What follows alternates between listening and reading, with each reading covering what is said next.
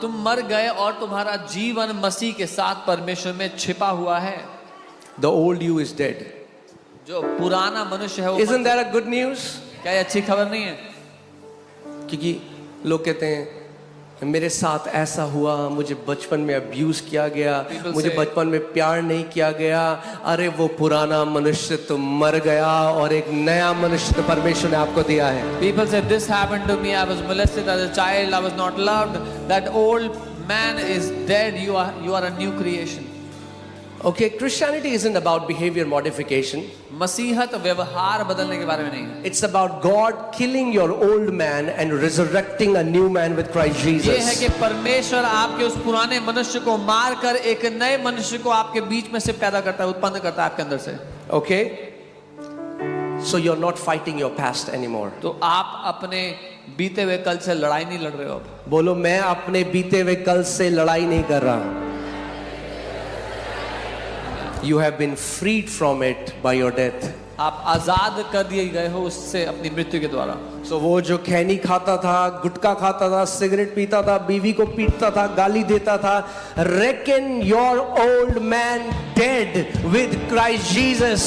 The man who was in addictions, was an abuser, वो अपने पुराने मनुष्य को मरा हुआ जान लो मसीह में। Okay? It's not willpower. God killed the old man. इच्छा शक्ति से नहीं हो सकता, परमेश्वर ने उस पुराने मनुष्य को मार दिया।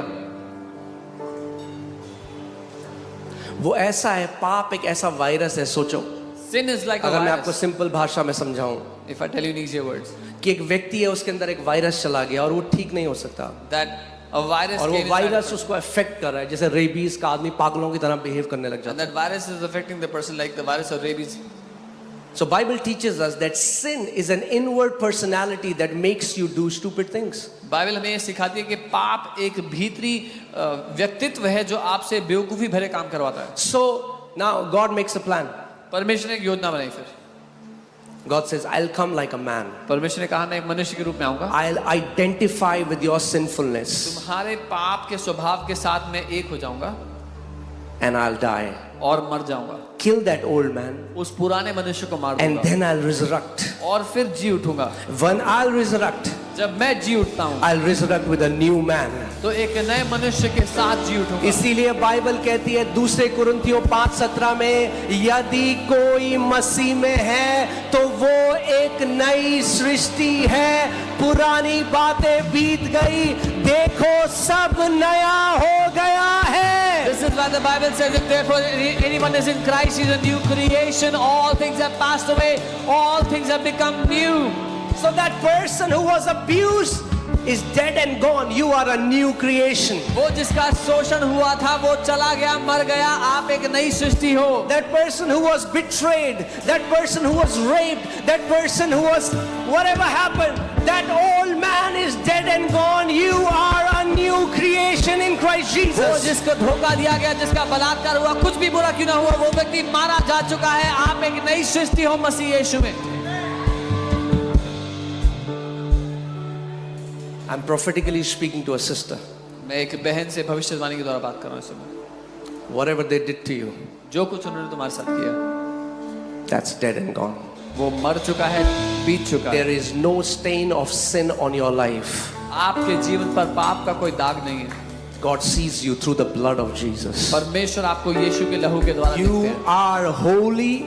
You are a brand new creation in Christ Jesus. आप पवित्र हो, आप मसीह यीशु में एक नई सृष्टि हो।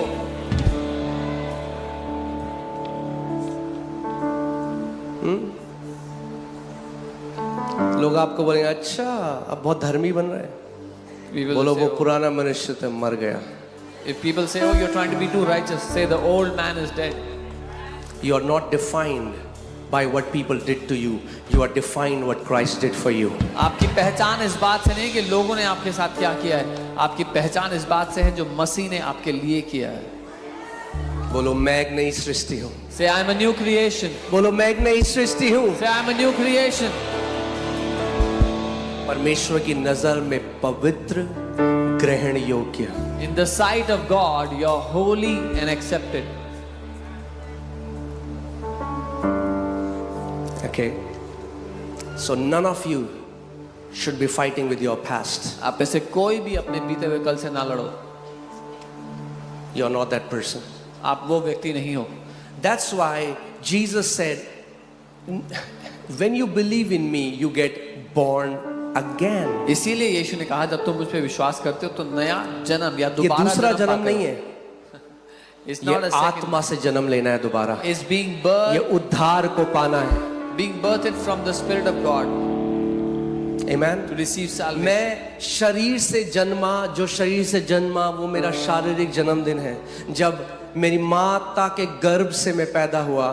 मगर ऐसे ही जिस दिन मैंने उस परमेश्वर को जाना, यीशु के नाम को जाना, मैं उस परमेश्वर की गर्भ से पैदा हुआ और मैं आत्मा में जन्मा. When I was physically born from my mother's womb, that is my physical birthday.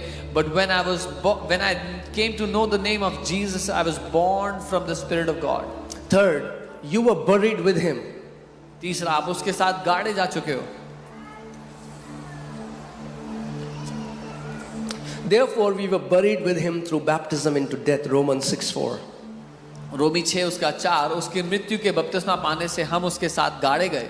कई लोग क्या बोलते हैं, ये बपतिस्मा, ये धर्म बदल गया. अरे Some people say, oh, baptism is to Yeshu change मसीह ने भी religion. बपतिस्मा लिया था, तो क्या यीशु मसीह ने भी धर्म बदला अपना? Jesus also took baptism, so did he also change his religion? ज्ञान न होने के कारण मेरी प्रजा नाश हो गई है, प्रभु ने कहा. It's because of the lack of knowledge that my people are perishing, God said. Baptism धर्म बदलना नहीं, धर्म के बंधन से आजाद हो जाना है. Baptism is not to change religion, is to be free, to be set free from the bondage of It religion. shows burial. जैसे आपको गाड़ा जाता है, आपका पुराना, मैं आपको आज समझाता हूँ कि आप आपको समझ में आ जाए. छोटी से I'll tell you so. Crash course. Okay, आपका पुराना मनुष्य Your old man जो पाप में था, who was in sin वो मसीह के साथ गाड़ा गया was buried with Christ. और एक नया मनुष्य, जो पानी से बाहर, एक नया मनुष्य जो मसीह के साथ उठाया गया, वो आप पानी से बाहर आते हैं. When That's you- what baptism means. And when you come out of the water of baptism, you are a new creation, a new person that rises out. Amen. It has nothing to do with religion. इसका धर्म से कोई लेना देना नहीं है. Hallelujah. Okay. So fourth, you were raised with him. चौथी बात, आप उसके साथ उठाए गए. केवल नीचे नहीं हो पानी में, You're not just in the water, पर उठाए गए. but you were also raised. Ephesians 2:5-6. Ephesians Even 2:5 when we were dead in trespasses, God made us alive together with Christ and raised us up together. जब हम अपराधों के कारण मरे हुए थे तो हमें मसीह के साथ जिलाया और मसीह यीशु में उसके साथ उठाया. Amen. You have been raised आप उठाए गए मसीह के साथ, with Christ. मसीह के You were साथ, seated with him. उसके साथ आप बैठाए गए हो. Ephesians 2:6. इफिसियों And 2:6 raised us up together and made us sit together in the heavenly places in Christ Jesus. मसीह के साथ उठाया और स्वर्गीय स्थानों में उसके साथ बैठाया भी है.